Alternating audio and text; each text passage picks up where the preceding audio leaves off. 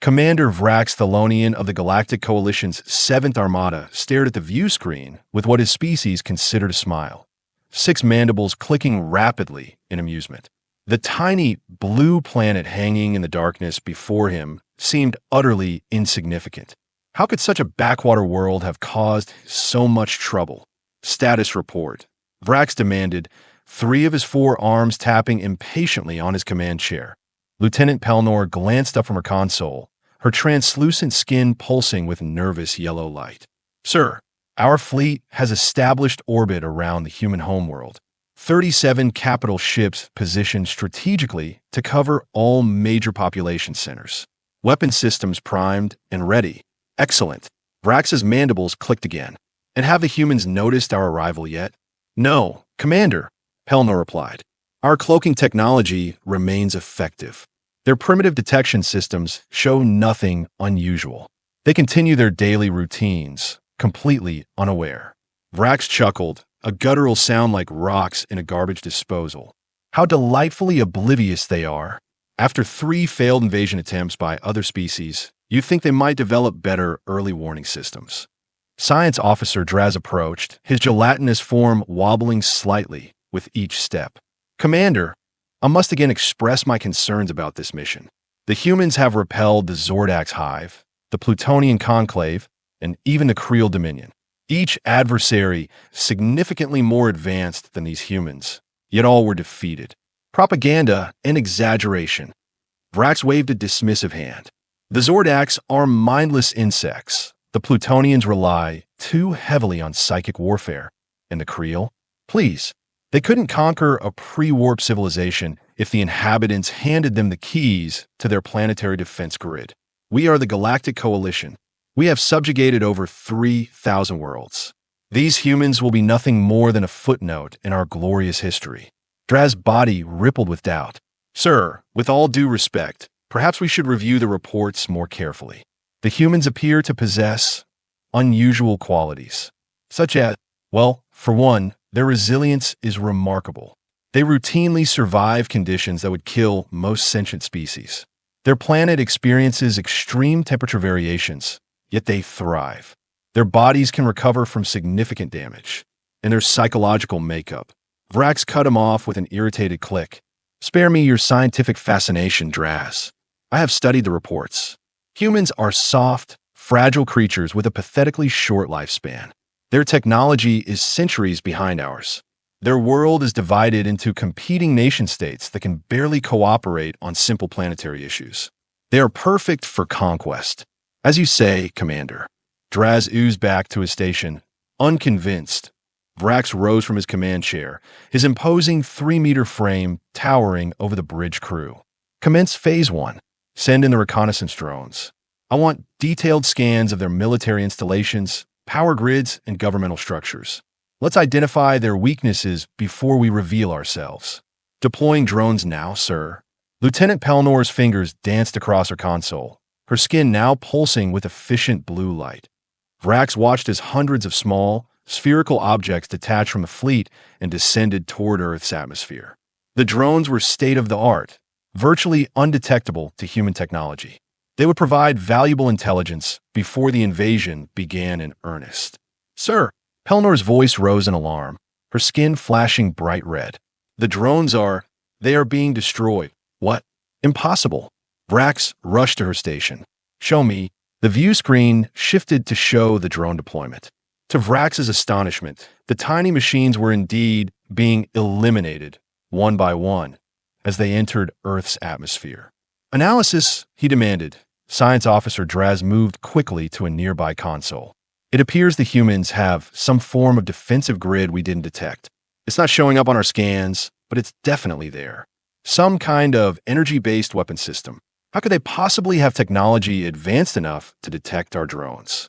Vrax's mandibles clicked furiously. This makes no sense. Communications Officer Zult spoke up, his serpentine neck extending from his console. Commander, we are receiving a transmission from the planet. Vrax narrowed his 6 eyes. The humans know we are here? How? Never mind, put it through. Let's hear what these primitives have to say before we obliterate them. The view screen flickered, and a single human appeared. Female, by their species dimorphism, with dark skin and silver streak hair, pulled back in a tight bun. She wore a simple, dark uniform with no visible insignia or rank. Her expression was calm, almost bored. Unknown vessels in Earth orbit, she began, speaking perfect galactic standard to everyone's shock. This is Admiral Petra Novak of the Earth Defense Force. Your reconnaissance devices have been neutralized. Your cloaking technology has been compromised. We have targeted all 37 of your ships with our defensive systems. You have one standard rotation to state your intentions and then leave our solar system, or we will be forced to take action. The bridge fell silent. Vrax's mandibles froze mid-click. How are they speaking our language? Lieutenant Pelnor whispered. Vrax recovered quickly, drawing himself up to his full height. This is Commander Vrax Thelonian of the Galactic Coalition's 7th Armada. Your primitive world has been selected for incorporation into our glorious coalition. Surrender now, and your people may serve as productive citizens rather than slaves.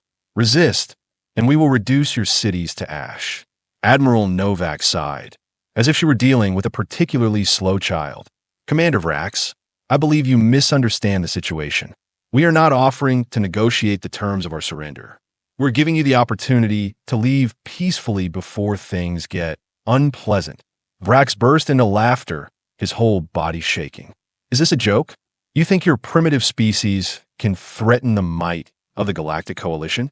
We have conquered thousands of worlds far more advanced than yours. And yet here you are, your reconnaissance drones destroyed, your cloaking technology rendered useless, completely exposed to our defense systems. Novak checked something off-screen, then continued. We have also just neutralized your targeting systems. You couldn't hit Earth with a rock right now if you tried. As if on cue, Lieutenant Pelnor gasped. Commander, she's right.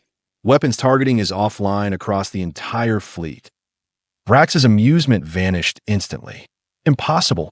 Restore systems immediately.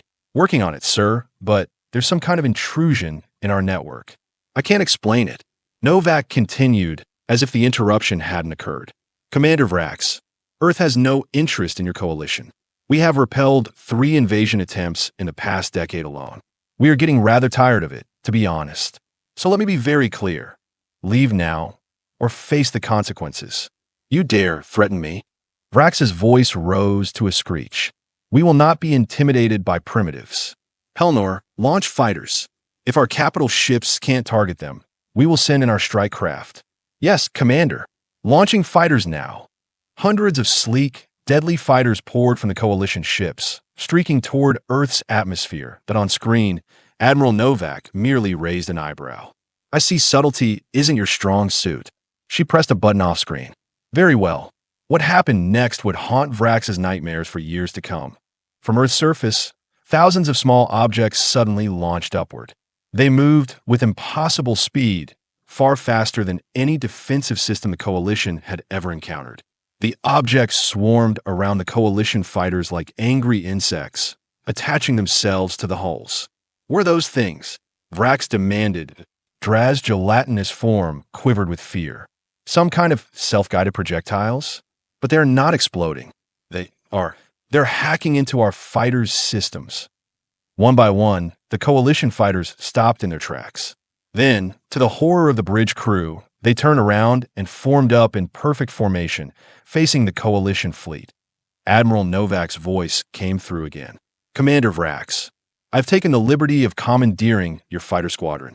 Impressive craft, though rather outdated by our standards. Now, shall we discuss your departure? Or would you prefer a demonstration of what these fighters can do when turned against your own capital ships? Vrax's mandibles clicked in rage. This is impossible. No species at your development stage could possess such technology. You must have stolen it from another civilization. Novak actually laughed, a sound that sent chills through Vrax's exoskeleton. Oh, Commander, you really don't understand humans at all, do you? We didn't steal anything. We built it. We invented it. Because that's what humans do when threatened. We innovate. We adapt. We overcome. Sir, Pelnor interjected urgently. We are detecting energy buildups on the planet's surface. Massive energy buildups. And something's happening to our engines. We are losing control of the fleet's propulsion systems. Novak leaned forward slightly. That would be our planetary defense grid powering up and our cyber warfare division taking control of your engines. Not to alarm you, but we could currently crash your entire fleet into each other if we wished. Messy but effective. Vrax couldn't believe what he was hearing. This wasn't possible. Humans were primitive. Their most advanced spacecraft could barely reach their own moon. Their weapons were crude projectiles and chemical explosives. How could they possibly? Who helped you? Vrax demanded. The Arcturians? The Tau Collective? Which advanced species provided you with this technology? Admiral Novak's expression hardened. Commander, your inability to accept that we developed these capabilities ourselves is exactly why species like yours keep underestimating humanity. No one helped us. We did this on our own after the first invasion attempt showed us what was out there.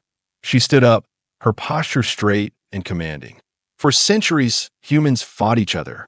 We divided ourselves by borders, by beliefs, by the most trivial differences. But then we discovered we weren't alone in the universe, and that not everyone out there was friendly. That changed everything. You expect me to believe that in the span of a few decades, your species went from primitive chemical rockets to technology that can neutralize a coalition battle fleet. Vrax's voice dripped with skepticism. Believe what you want. The evidence is right in front of you. Novak gestured around her. Your drones destroyed. Your cloaking compromised. Your targeting systems disabled. Your fighters under our control. Your engines at our mercy. These aren't claims, Commander. They are facts you are currently experiencing. Science Officer Draz approached Vrax cautiously. Sir, I have been analyzing their defensive capabilities. The technology appears to be unique, not derived from any known galactic source. They truly seem to have developed this independently. Preposterous. Vrax hissed. Admiral Novak continued. Commander Vrax, let me save you some time. Earth is officially declaring itself a sovereign, protected world. We have no interest in your coalition, your politics, your wars, or your resources. All we want is to be left alone. But make no mistake, her voice took on a dangerous edge. If threatened, we will respond with overwhelming force. She paused, letting her words sink in. This is humanity's final warning to the galactic community. Stop attacking, or we stop pretending to be civilized. Vrax bristled. Is that a threat, Admiral? No, Commander. It's a promise. Novak's expression was deadly serious. So far, we have shown remarkable restraint. We have merely disabled your forces rather than destroying them. We're giving you the chance to leave peacefully. The previous invaders weren't so fortunate. The previous invaders were incompetent. Vrax snapped. The previous invaders thought exactly as you do, Novak countered. They underestimated us. They couldn't believe that a primitive species could possibly defeat them. Their wreckage now orbits Saturn as a monument and a warning. Lieutenant Pelnor spoke up again, her voice trembling. Commander, I have analyzed their defensive grid. It's far beyond anything in our databases. And there's something else. Scans indicate their technology isn't uniform. Different regions appear to have developed different defensive systems independently, then integrated them. Novak nodded. Your lieutenant is observant.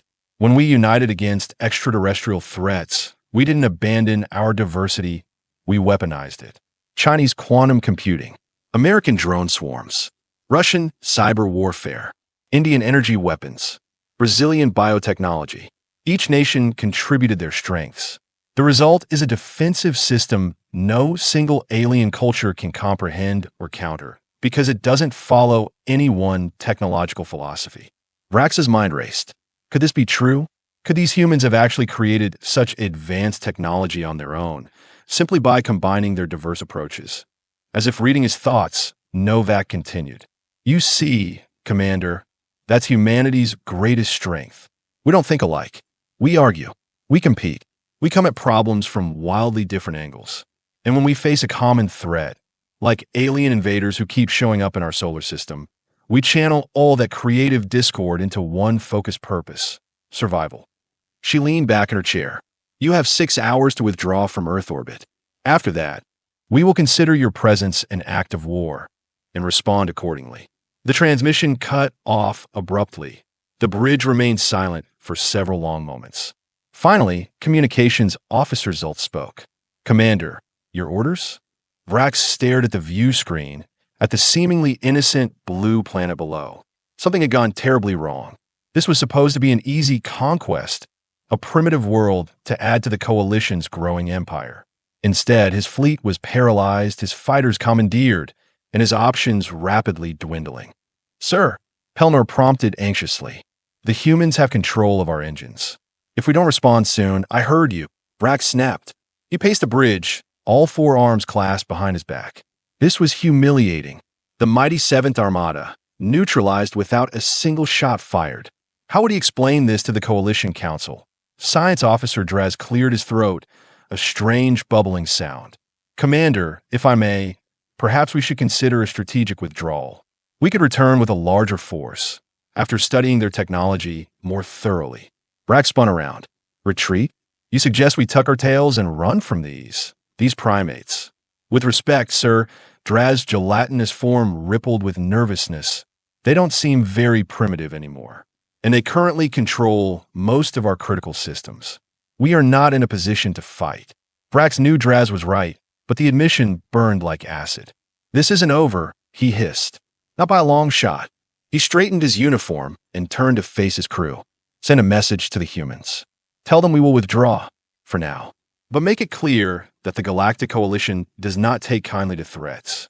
This planet hasn't seen the last of us. As the fleet slowly began to pull away from Earth orbit, their engines now mysteriously back under their control, Vrax stared at the blue world with newfound respect and hatred. Somehow, these humans had accomplished the impossible. They had united their fractious species, developed advanced technology in record time, and humiliated his battle fleet without firing a single conventional weapon. Mark my words, he muttered to himself as Earth receded from view. We will return. And next time, humanity won't find us so easily deterred. Little did Commander Vrax know that Admiral Novak and the Earth Defense Force were counting on exactly that. The Coalition fleet had never noticed the tiny tracking devices attached to their hull plating or the infiltration programs now dormant in their computer systems. The humans hadn't just repelled an invasion. They'd gained valuable intelligence on yet another hostile alien civilization, and they would be ready when the Coalition returned. Because that's what humans do. They prepare. They adapt. And above all, they survive. The Grand Council chamber of the Galactic Coalition hummed with agitated whispers. 53 representatives from the most powerful species in the known galaxy sat in tiered seating, their attention focused on the disgraced Commander Vrax Thelonian standing in the center of the room. Supreme Chancellor Gorsek, a towering avian with iridescent plumage and a ceremonial gold beak cover, rapped his gavel 3 times. The chamber fell silent. Commander Thelonian, Gorsek began, his voice amplified throughout the vast chamber. You stand before this council to explain the utter failure of your mission to subjugate the planet designated as Earth. Your report makes claims that strain credulity. Are you prepared to defend these assertions? Vrax straightened his uniform nervously, all 6 eyes blinking in sequence. Supreme Chancellor, esteemed council members, everything in my report is factual. The humans possess technology far beyond what our intelligence suggested. They neutralized our drones, compromised our cloaking systems, disabled our targeting capabilities, and seized control of our fighters, all without firing a single conventional weapon. A reptilian counselor leaned forward, scales glinting under the chamber lights. Are we truly expected to believe that a species who discovered electricity barely 2 centuries ago now possesses technology that can neutralize a coalition battle fleet? Preposterous. With respect, Counselor Thax, I witnessed it firsthand, Vrax insisted. Our intelligence on humanity was catastrophically wrong. Chancellor Gorsek's plumage ruffled with irritation. 3 previous expeditionary forces have failed to conquer Earth.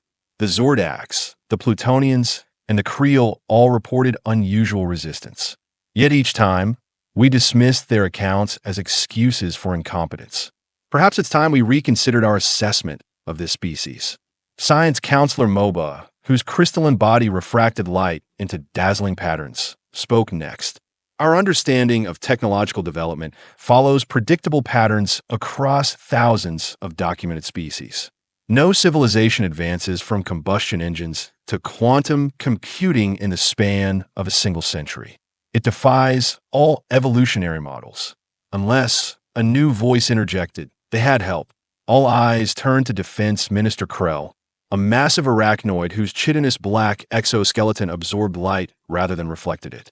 8 ruby-red eyes surveyed the chamber before he continued.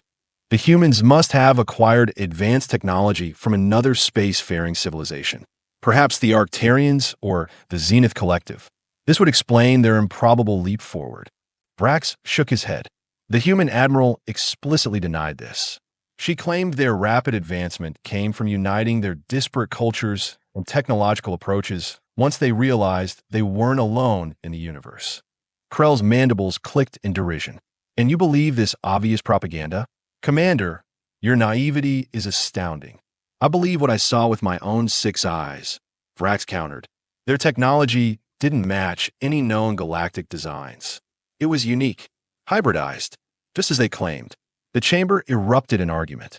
Some counselors sided with Krell, insisting the humans must have stolen their technology. Others wondered if perhaps the Coalition's intelligence on Earth was fundamentally flawed. Chancellor Gorsek pounded his gavel repeatedly. Order! Order!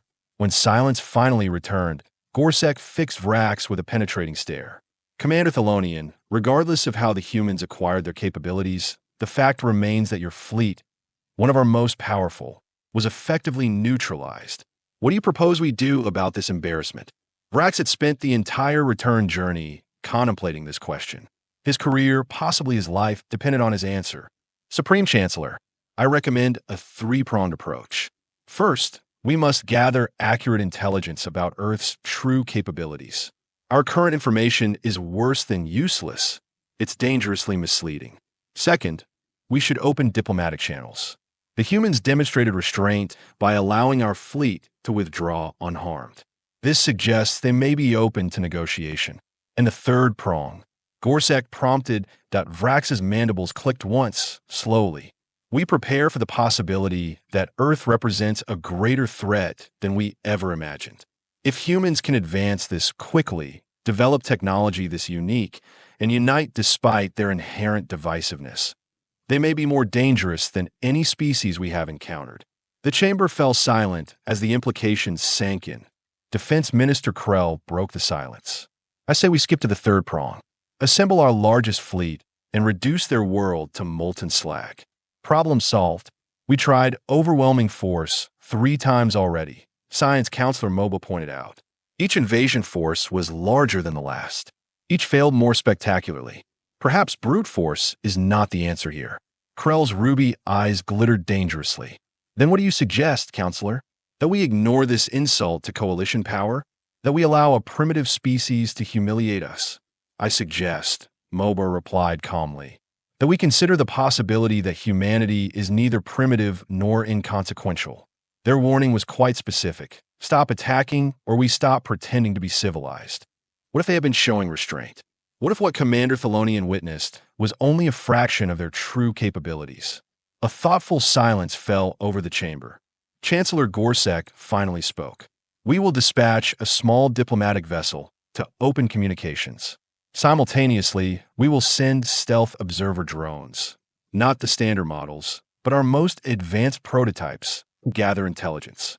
And yes, Minister Krell, we will begin assembling a response fleet, just in case. Vrax allowed himself to relax slightly. The Chancellor's approach was reasonable, measured. Perhaps this situation could still be salvaged without further embarrassment. There is one more matter, Gorsek continued. Commander Thelonian, you mentioned tracking devices detected on your ships upon return? Vrax nodded. Yes, Chancellor. Our technicians discovered nanoscale devices attached to our hull plating, remarkably sophisticated. They appear designed to transmit our fleet movements back to Earth. We have removed all we could find, but you can't be certain you found them all, Gorsek finished. Troubling. Defense Minister Krell scuttled forward. Chancellor, this proves my point.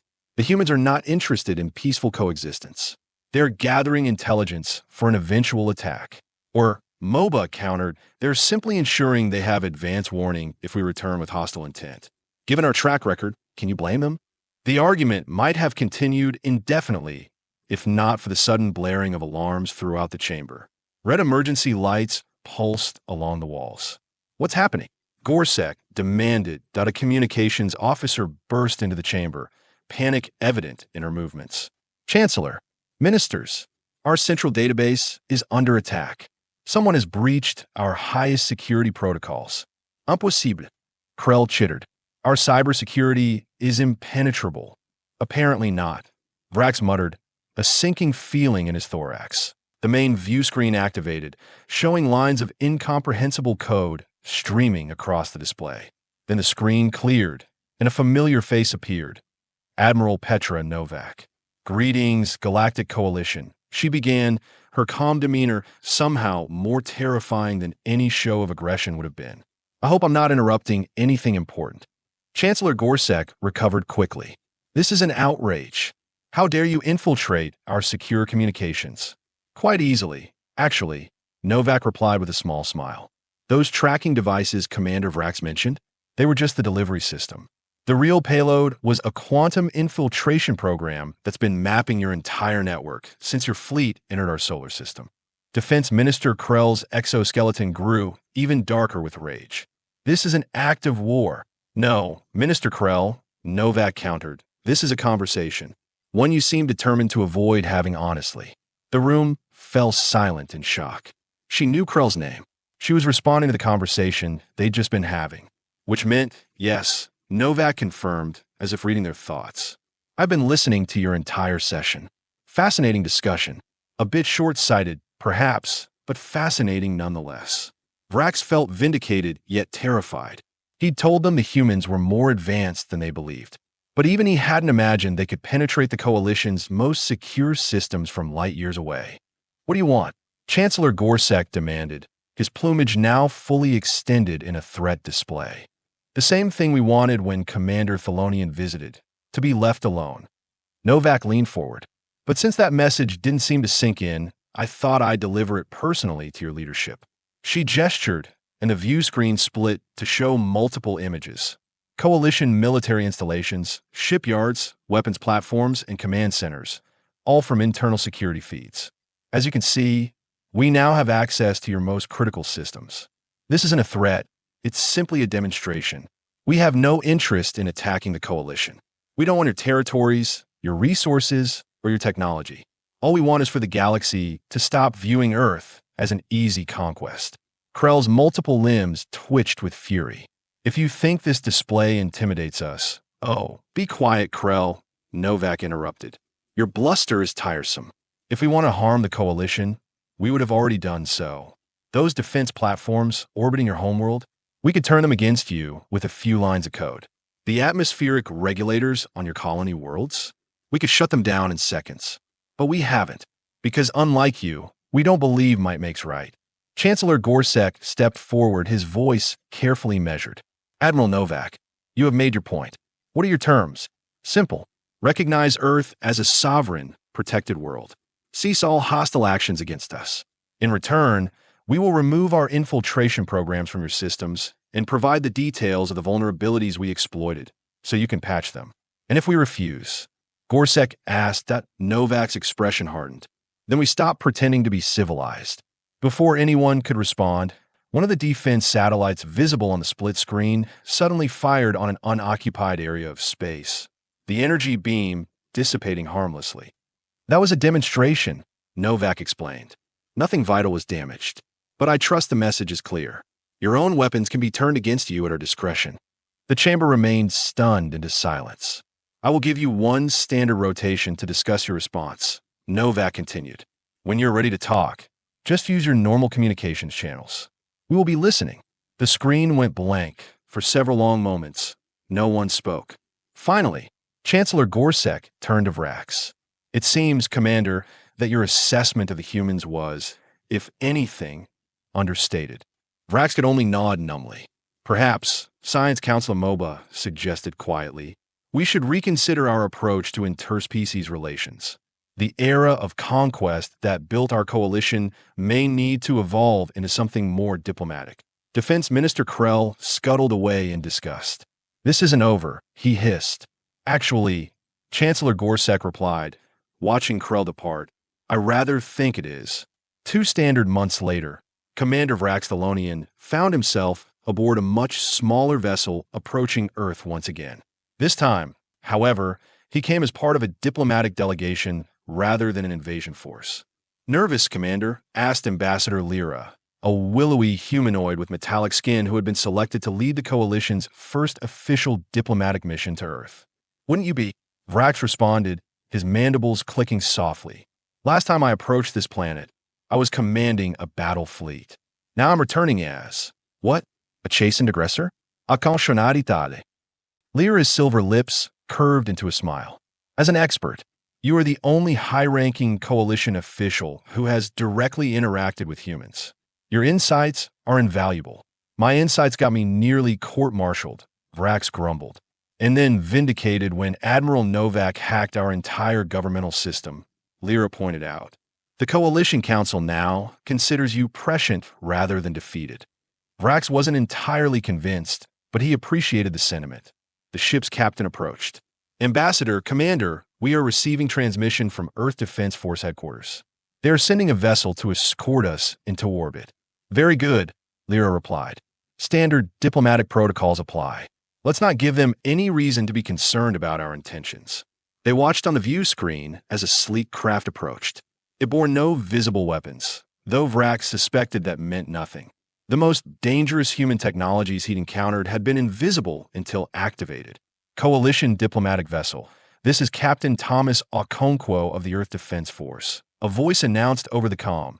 Welcome to our solar system. Please follow our guidance to the designated orbital position. Acknowledge Captain Okonkwo, their pilot responded. Following your lead. As they approached Earth, Vrax found himself staring at the blue-green world with new eyes.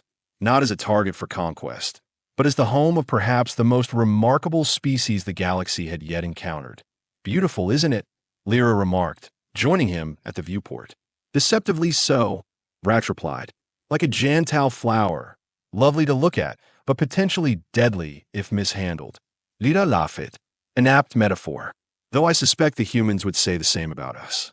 They were escorted to a space station orbiting Earth, one that hadn't existed during Vrax's previous visit. The structure was massive, clearly designed for both defensive capabilities and diplomatic functions. Vrax noted with professional interest the subtle weapon emplacements and shield generators integrated into its design. Functional yet elegant, as they docked, Ambassador Lyra turned to the delegation. Remember, we are here to establish peaceful relations with a sovereign power. The Council has accepted that Earth cannot be conquered, at least not without costs far exceeding any potential benefits. Our mission is reconciliation, not dominance. They were met at the airlock by a mixed group of humans in formal attire. Admiral Novak stood at their center, somehow even more imposing in person than she had been on screen. Ambassador Lyra, Commander Thelonian, welcome to Harmony Station. Novak greeted them, her expression neutral but not unfriendly. This facility was constructed specifically for extraterrestrial diplomatic engagements. You are our first official visitors. We are honored, Lyra replied with a formal bow, and grateful for the opportunity to establish peaceful relations between our civilizations. Novak's gaze shifted to Vrax. Commander, we meet at last under more favorable circumstances. Vrax fought the urge to click his mandibles nervously. Indeed, Admiral, I must admit, this is not how I envisioned our first face-to-face encounter. Life rarely unfolds as we expect, Novak replied with the ghost of a smile, particularly when dealing with unfamiliar species. As they were led through the station to the conference facilities, Vrax marveled at the diversity of humans present. Different heights, skin tones, facial features, far more varied than most sentient species. And their technology reflected this diversity, with designs and interfaces that seemed to blend multiple philosophical approaches to engineering. The main conference room overlooked Earth itself, the vast window providing a breathtaking view of the planet rotating slowly below them. Before we begin formal negotiations, Novak said once everyone was seated, I thought Commander Thelonian might appreciate some context for our previous interaction. She activated a holographic display in the center of the table. It showed a timeline of Earth's encounters with extraterrestrial civilizations, beginning with the Zordax invasion 8 Earth years earlier. The Zordax attack was devastating, Novak explained. We lost 17 million people before we discovered a biological weakness in their physiology. We were completely unprepared, divided by national interests, hampered by disbelief and panic. The display showed scenes of destruction, human cities in ruins, Zordax ships dominating Earth's skies. The second invasion, by the Plutonian Conclave 3 years later, found us better prepared but still vulnerable. We lost 8 million people, but developed rudimentary shield technology and basic countermeasures to psychic warfare. More images, humans fighting back, primitive defense systems engaging Plutonian ships, still massive casualties, but organized resistance. The Creel Dominion attack just 2 years after that. By then, Earth had united under the Defense Accord. Casualties were limited to 3 million, mostly military personnel. Our technology had advanced significantly, adapting and incorporating elements from both previous invasions.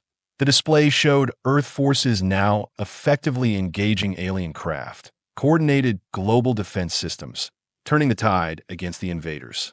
By the time your coalition fleet arrived, Commander, we had spent years preparing for the next attack. We knew it would come. It always did. So we decided that the fourth time would be different. The final images showed Earth's current defense network, orbital platforms, ground-based energy weapons, swarms of advanced drones, and cyber warfare command centers distributed globally. 3 invasions, 28 million dead, all because the galactic community viewed Earth as an easy target, a primitive world ripe for conquest. Novak's voice remained calm, but her eyes burned with intensity. We had to send a message that would be understood by every spacefaring civilization. Earth is not weak. Humans are not primitive, and we will no longer tolerate aggression against our world. Vrax finally understood. The humans hadn't just been defending themselves. They had been making an example of the Coalition fleet, a demonstration for the entire galaxy. Why not just destroy our fleet? He asked. You clearly had the capability. Because we're trying to break the cycle of violence, not perpetuate it, Novak replied. Destroying your ships would have guaranteed retaliation. Demonstrating our capabilities while showing restraint offered a path to peaceful resolution. Ambassador Lyra leaned forward. A remarkably sophisticated approach to interspecies relations, Admiral. One might even say civilized. We try, Novak said with a genuine smile this time. Despite frequent evidence to the contrary throughout our history, humans are capable of impressive civility when properly motivated. As the formal negotiations began, Vrax found himself increasingly intrigued by these humans. They were paradoxical creatures, capable of astonishing technological leaps and unified purpose when threatened, yet fiercely individual in their thinking and culture. Ruthlessly effective when provoked, yet demonstrating unexpected mercy when victorious. Perhaps most surprising was their genuine interest in galactic culture, science, and cooperation. Once assured that the Coalition no longer viewed them as a conquest target, the humans proved eager to establish trade relations, cultural exchanges, and scientific collaborations. By the end of the summit, 3 Earth weeks later, the Galactic Coalition and Earth had signed their first formal treaty, the Sol System Recognition Accord. Earth would be officially recognized as a sovereign, protected world. In exchange, humans would share their unique technological innovations and join galactic peacekeeping initiatives. As the delegation prepared to depart, Admiral Novak approached Vrax privately. Commander, a moment of your time? Of course, Admiral, Vrax replied, curious. I wanted to thank you, she said. Thank me? For what? For being reasonable. Your report to your superiors was honest, even when they didn't want to hear it. You advocated for diplomacy when others pushed for continued aggression. Without your influence, this peaceful outcome might not have been possible. Vrax's mandibles clicked in embarrassment. I simply reported what I observed, Admiral. Your species is not what we expected. We get that a lot, Novak said with a wry smile. But I believe this is the beginning of something important, not just for Earth or the Coalition, but for the galaxy as a whole. A new approach based on mutual respect rather than dominance. I hope you are right, Vrax replied, though not everyone in the Coalition shares this optimistic view. Like Defense Minister Krell, Vrax startled. You're still monitoring our communications? Let's just say we maintain awareness of potential threats, Novak said diplomatically. Old habits die hard. As they watched Earth recede through the viewport during departure, Ambassador Lyra joined Vrax in contemplation. A remarkable world, she observed, and a remarkable species. Indeed, Vrax agreed. I've been thinking about their warning. Stop attacking, or we stop pretending to be civilized. An effective deterrent, Lyra noted. Yes, but also a profound insight into their nature, Vrax replied. Humans aren't naturally peaceful or naturally warlike. They are adaptable. They become what circumstances require them to be. And what do you think they truly are beneath the adaptation? Lyra asked. Vrax considered the question carefully. I believe they are exactly what they demonstrated. A species capable of both tremendous destruction and remarkable restraint. They could have annihilated our fleet, but chose diplomacy instead. Not from weakness, but from wisdom. He clicked his mandibles thoughtfully. Perhaps the most advanced technology humans possess isn't their weapons or their cybersecurity systems. Perhaps it's their capacity to choose civilization over savagery, even when provoked. That may be the rarest capability in the galaxy. As their ship engaged its faster-than-light drive and the stars blurred around them, Vrax couldn't help but wonder what role humans would eventually play in galactic affairs. One thing seemed certain. The species that had so effectively announced itself with a warning to stop attacking or we stop pretending to be civilized would never again be underestimated. And perhaps it had been their plan all along.